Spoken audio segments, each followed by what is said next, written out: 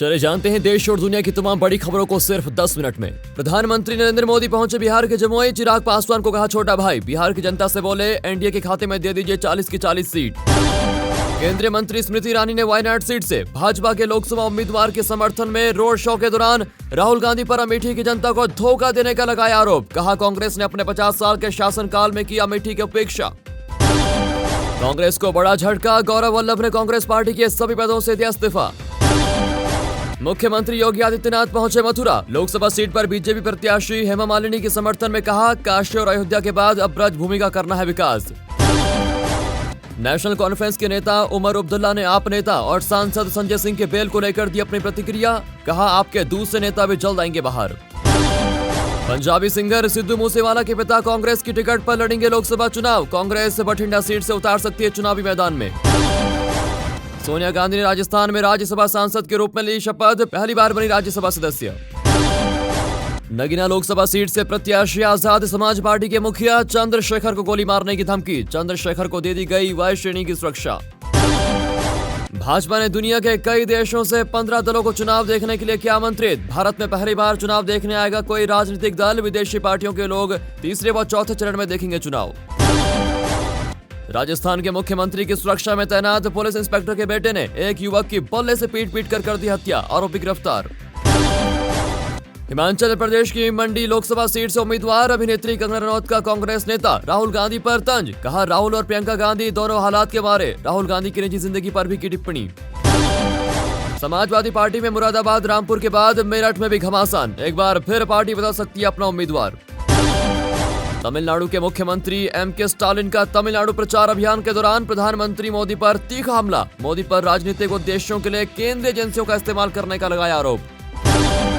Samajwadi party छोड़कर कांग्रेस में शामिल हुए यूपी के पूर्व कैबिनेट मंत्री उज्जवल रमन सिंह। दावा है कि इलाहाबाद की चर्चित सीट पर कांग्रेस पार्टी को 40 साल बाद जीत दिला। गांधी परिवार को देंगे खास तोहफा।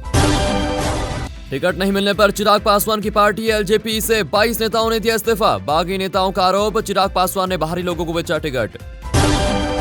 अशोक गहलोत के बेटे वैभव गहलोत ने जालोर से भरा नामांकन। कहा राजस्थान की 25 सीटों पर हमारा परिणाम रहेगा अच्छा। देश के 2 दिग्गज नेताओं की लोकसभा चुनाव में अग्नि परीक्षा। प्रदेश के 2 पूर्व मुख्यमंत्री कमलनाथ और दिग्विजय सिंह हैं चुनावी मैदान। 77 साल की उम्र में पद यात्रा कर रहे दिग्विजय गढ़ बचाने में खुद जुटे कमलनाथ। यूपी सीएम योगी आदित्यनाथ आगामी दिनों में लोकसभा चुनाव के लिए चुनावी हुंकार भरते हुए आएंगे नजर। 8 अप्रैल को हल्द्वानी से भरेंगे चुनावी हुंकार। बसपा प्रमुख मायावती ने राजनाथ के खिलाफ मुस्लिम उम्मीदवार उतार कर खेला दांव। मैनपुरी में भी डिंपल यादव के सामने ओबीसी प्रत्याशी उतारा। तीसरी सूची में 12 उम्मीदवारों की घोषणा। कांग्रेस नेता रणदीप सुरजेवाला ने हेमा मालिनी पर की आपत्तिजनक टिप्पणी। बीजेपी का विपक्षी पार्टी पर आरोप। कहा कि महिलाओं के प्रति पार्टी की सोच निंदनीय। नेता प्रतिपक्ष टीकाराम जूली ने कांग्रेस की बड़ी जीत का किया दावा। कहा राजस्थान में भारतीय जनता पार्टी से अच्छा प्रदर्शन करेगी कांग्रेस पार्टी। महाराष्ट्र में कांग्रेस को बड़ा झटका। बॉम्बे हाईकोर्ट ने रामटेक से उम्मीदवार रश्मि बर्वे का नामांकन किया रद्द। सुप्रीम कोर्ट में सुनवाई के बावजूद बर्वे को नहीं मिली कोई राहत। कांग्रेस पार्टी छोड़ने के कुछ ही घंटों के बाद गौरव वल्लभ हुए बीजेपी में शामिल। कांग्रेस को बताया दिशाहीन। बिहार कांग्रेस के पूर्व अध्यक्ष अनिल शर्मा भी दिल्ली में राष्ट्रीय महासचिव विनोद तावड़े की मौजूदगी में भाजपा में हुए शामिल। अपने निष्कासन के एक दिन के बाद संजय निरुपम ने किया कांग्रेस पर कटाक्ष। कहा कांग्रेस वर्तमान में है एक ध्वस्त पार्टी। लोकसभा चुनाव से पहले सुप्रीम कोर्ट ने बीजेपी कैंडिडेट नवनीत राणा को दी बड़ी राहत। जाति प्रमाण पत्र वाले बॉम्बे हाईकोर्ट के फैसले को पलटा। अरविंद केजरीवाल को मुख्यमंत्री पद से हटाने की मांग को लेकर दायर याचिका को दिल्ली हाईकोर्ट ने किया खारिज। मोदी पर बिगड़े बोल से कांग्रेस नेता ने थमाया बीजेपी को नया मुद्दा। छत्तीसगढ़ में कांग्रेस नेता और नेता प्रतिपक्ष चरणदास महंत ने प्रधानमंत्री नरेंद्र मोदी पर दिया अमर्यादित बयान। भाजपा नेता कर रहे पहली लाठी मुझे मार हैशटैग के साथ सोशल मीडिया पर लगातार post. Trust fintech IPO share बाजार में लिस्टिंग के बाद शेयर बाजार में 5% का लगा अपर सर्किट। शेयर खरीदने की मची लूट। 150 पर आया भाव। पप्पू यादव ने पूर्णिया लोकसभा सीट से नामांकन भरने का किया ऐलान। कहा पूर्णिया से अब कांग्रेस के झंडे में निकलेगा जनाजा। सोमालिया तट से चालक दल के 23 पाकिस्तानी सदस्यों के साथ एक ईरानी नव का अपहरण करने के आरोप में मुंबई पुलिस ने किया समुद्री लुटेरों को गिरफ्तार। अदालत में किया पेश। तेलंगाना के नलगोंडा जिले में पानी की टंकी में पाए 30 बंदर मृत। टंकी का ढक्कन खुला होने के कारण अंदर घुस गए थे बंदर। स्थानीय लोगों ने टंकी से उठ रही दुर्गंध की शिकायत।